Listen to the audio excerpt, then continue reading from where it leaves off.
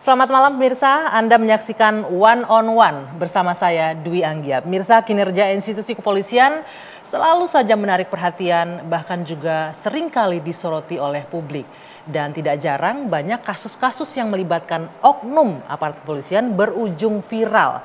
Ini pun berdampak adanya ketidakpercayaan publik terhadap lembaga penegakan hukum tersebut. Bahkan sebuah lembaga survei internasional mengeluarkan rilis tingkat ketidakpercayaan publik terhadap lembaga kepolisian ada di angka 41%. Apalagi mungkin Anda juga mengikuti belakangan banyak kasus yang ramai diperbincangkan. Salah satunya adalah kasus dugaan pemerasan dan juga penyalahgunaan wewenang yang dilakukan oleh AKBP Bintoro, Kasat Reskrim dari Polres Jakarta Selatan. Lalu apa yang bisa dilakukan untuk menangani masalah ini dan apa pula upaya yang bisa dilakukan untuk mengembalikan marwah institusi Polri di mata publik? Saya akan berbincang dengan Komjen Pol Purnawirawan Ito Sumardi, Kabar Reskrim Polri periode 2009-2011. Selamat malam Pak Ito. Malam pagi. Terima kasih Pak Ito sudah meluangkan waktunya malam hari ini. Sama-sama. One on One. Saya tahu nih Pak Ito jadwalnya padat dan juga sebelumnya kami mengucapkan turut berbelasungkawa atas berpulangnya Adinda ya Pak ya. Nah Pak Ito, ini kabar yang mungkin tidak mengenakan lagi-lagi menimpa institusi Polri. Mungkin Anda juga melihat, menyaksikan banyak kasus yang ramai diperbincangkan. Sebagai orang yang 35 tahun berada di dalam institusi Polri, bagaimana Anda melihat ini Pak Ito? Ya, pertama Mbak Anggi ya, Polri sepatutnya bersyukur karena masyarakat masih memberikan atensi meskipun negatif. Itu menunjukkan bahwa masyarakat masih peduli terhadap Polri. Ya, beda kalau misalnya masyarakat sudah cuek ya, didiamkan saja, nah itu beda. Yang kedua tentunya peristiwa-peristiwa yang mencoreng nama Polri ini juga harus menjadi bahan masukan bagi Polri bahwa ada sesuatu yang harus didalami oleh Polri. Mengapa ini bisa terjadi? Faktor penyebabnya itu harus didalami melalui pengkajian ya, dan secara terbuka. Yang ketiga, ini pun juga mungkin informasi buat Mbak Anggi bahwa saya pun juga selalu berkoordinasi, berkonsultasi ya dengan pihak Mabes Polri ya. Sampai sekarang ya? Sampai sekarang. Artinya ini intens ya komunikasi. Ya, setiap saya menyampaikan kepada Bapak Irwasum ya, Pak Profesor Dedi, itu beliau selalu merespon dan memberikan jawaban. Nah, ini pas banget nih Pak Ito. Apa respon pihak Polri dengan banyaknya sorotan publik, ada oknum-oknum yang mencoreng nama Polri di sini, dan itu bukan kaleng-kaleng juga kasusnya, dugaan pemerasan sampai belasan M bahkan 20 M lebih. Kemudian ada, kita tahu banyak kasus nih. Nanti kita akan coba bahas satu-satu. Tapi respon dari pihak kepolisian sendiri seperti apa? Beliau itu sangat positif ya, karena statusnya adalah sebagai Irwasum Polri ya. Kemudian juga saya baru tahu bahwa ternyata yang diviralkan itu juga ada beberapa macam, Mbak. Satu yang sifatnya hoax. Ada bahkan konten yang dibikin seolah-olah betul-betul polisi, padahal enggak. Yang kalau nggak salah kontennya lalu lintas nerima uang dari belakang. Itu sampai orang sengaja bikin seperti itu? Ya itu, ya mungkin ada orang iseng atau mungkin tidak seneng ya kita banyak. Yang kedua, ada yang memang masih didalami karena ternyata kasus itu terjadi tetapi dibesar-besarkan, di blow up.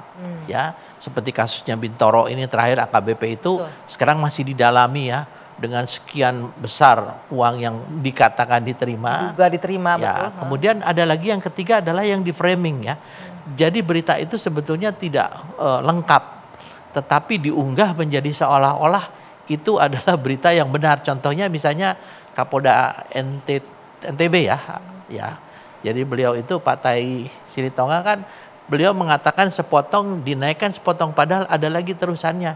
Dan kalau kita melihat secara lengkap ternyata tidak sesuai dengan itu. Nah, ini menunjukkan bahwa masyarakat itu ada yang memang betul-betul cinta kepada polisi untuk memberi masukan, tapi ada juga masyarakat yang ingin menjatuhkan, ya. Ada juga masyarakat yang mungkin iseng gitu ya, menyampaikan agar polisi juga istilahnya institusi ini akan menjadi tercoreng ya, tapi ini semuanya adalah masukan yang bagus ya bagi polisi untuk bisa bagaimana berbenah ya. Sebelum Pak Ito kita masuk case by case, sebelum kita masuk lebih dalam nih kasus Bintoro dan lain-lain, ini juga saya juga ada hal yang menarik perhatian saya. Lembaga survei internasional yang saya bilang tadi, Ipsos, menyebutkan ini angka ketidakpercayaan loh ini dari publik di tanah air itu 41%. itu hampir mendekati 50%. Artinya sebegitu besar rasa tidak percaya publik terhadap institusi penegakan hukum loh Pak itu. Mana lagi lembaga kita untuk meminta bantuan hukum dan lain-lain gitu. Ya.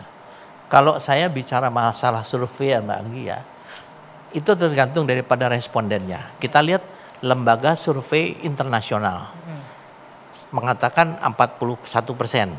Kemudian lembaga survei nasional, Litbang Kompas yang kredibel ya, yang kita bisa tahu bagaimana kredibilitasnya itu mengatakan bahwa angkanya itu justru 67%. Ini kan ada perbedaan. 67% untuk kepercayaan masyarakat pada polisi. Ya. Okay. Meskipun agak menurun sedikit, tetapi 67% itu adalah rankingnya nomor 2 setelah TNI. Oke. Ya, jadi tanggal 24 Januari kemarin Pak Irwasum ya, yang beliau juga masih SDM, telah menyelenggarakan fokus group discussion tentang bagaimana kinerja Polri. Itu yang hadir ada seluruh Kapolda Indonesia, seluruh Kapolres ya, kemudian dan seluruh Kapolsek yang 4.600, baik secara offline maupun online. Nah di situ kita bahas, sehingga di sana kita bisa melihat bahwa apa yang sekarang sedang dicanangkan oleh Polri, yaitu Beyond Trust. Sekarang tujuannya adalah bagaimana mengembalikan kepercayaan. Ya. Karena kita tahu Mbak Anggi ya, saat ini yang terjadi dengan adanya viral, karena memang itu konsekuensi adanya medsos ya. Iya betul, tidak bisa ditutupin, semua bisa, transparan ya. Semuanya di depan mata. Ya, di situ polisi juga harus bersyukur karena masukan dari masyarakat ini akan bisa membangunkan kita. Jadi yang mengawasi juga banyak bagi polisi langsung. Ini namanya social control dari masyarakat adalah berjalan sebagaimana yang tentunya diharapkan untuk menjadi polisi yang baik. Ya. Pak Ito tadi menyebutkan dari Litbang yang dilakukan lembaga survei nasional, angka kepuasan terhadap Polri 67 sekian persen. Tapi Anda menyebutkan tetap turun. Artinya memang ada indikasi ya bahwa ya ada tidak puas juga masyarakat. Sempat dibahas nggak apa sih faktor yang menyebabkan itu selain kita tahu banyak oknum misalnya yang menggerogoti institusi Polri, apalagi?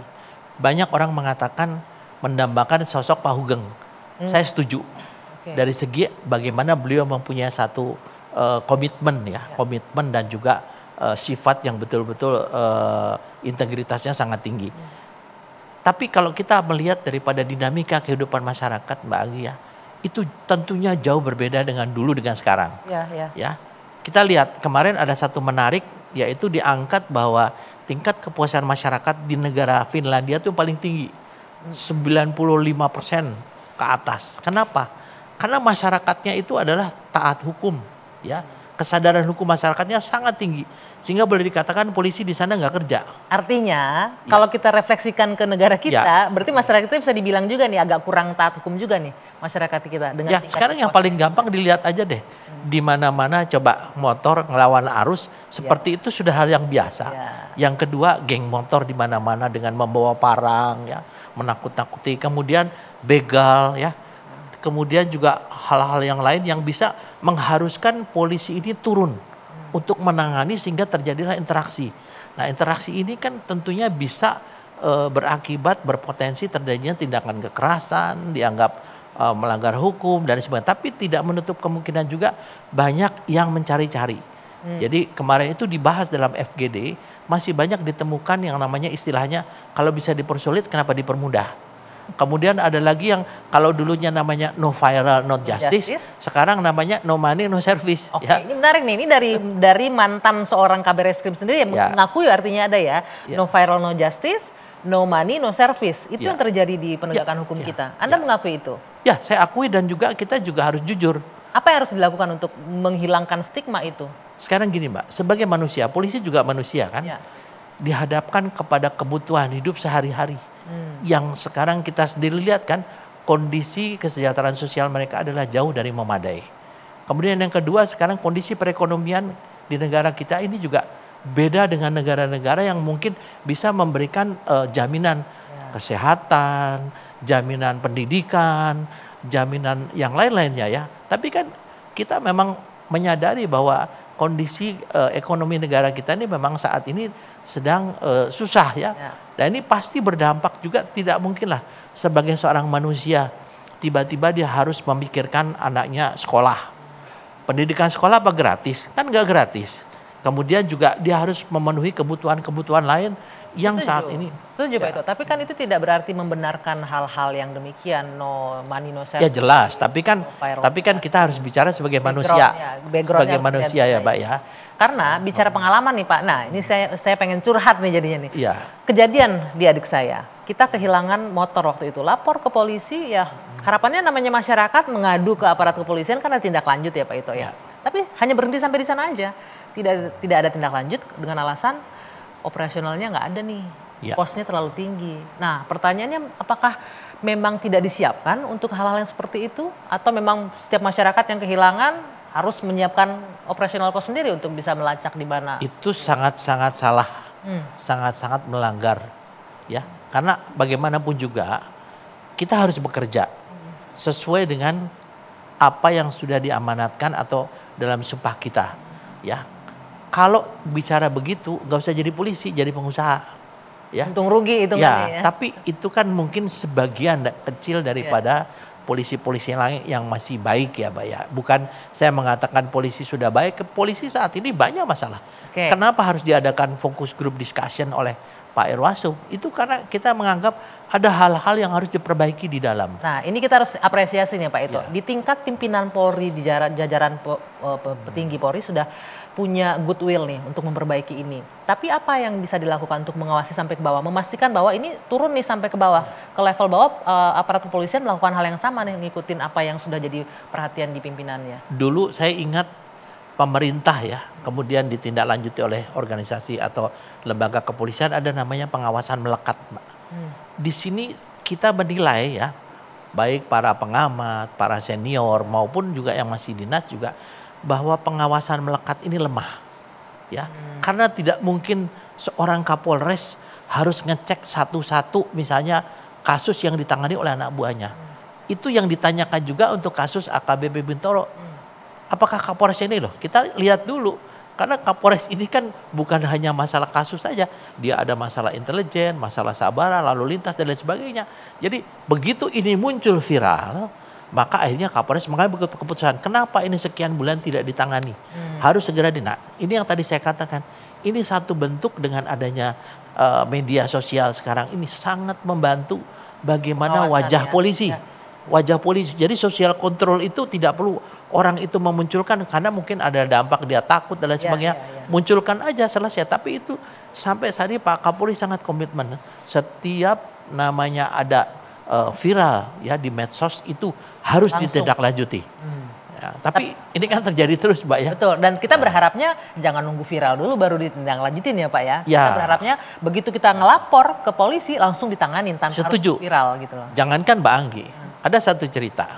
Ini kebetulan keluarga seorang perwira tinggi ya. Perwira tinggi Polri, keluarganya sekali waktu dia di tengah jalan ya, di jalan tol karena dia motornya tiba-tiba diambil sama orang yang mengaku dari leasing.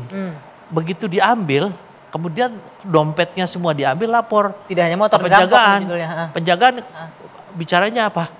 Kalau gitu kamu kembali lagi ke TKP, nanti minta pernyataan dari ketua RT. Ini sangat konyol. Ya, orang disuruh balik lagi ke TKP, habis lapor ke polisi balik lagi sendiri. Ya, akhirnya keluarganya atau omnya ini telepon kepada Pak Kapolres. Pak Kapolres kemudian ngecek ke Polsek, Kapolseknya sendiri langsung ke sana. Nah, pertanyaan saya, bagaimana dengan orang yang tidak punya hubungan keluarga seorang petinggi Polri atau petinggi TNI? Betul sekali. Nah, ini kan berarti ada sesuatu yang keliru, yaitu adanya diskriminasi tebang pilih dalam atau pelayanan. Kemalasan. Betul. Kemudian kemarin dibahas Pak, semua ini adalah akibat dari apa?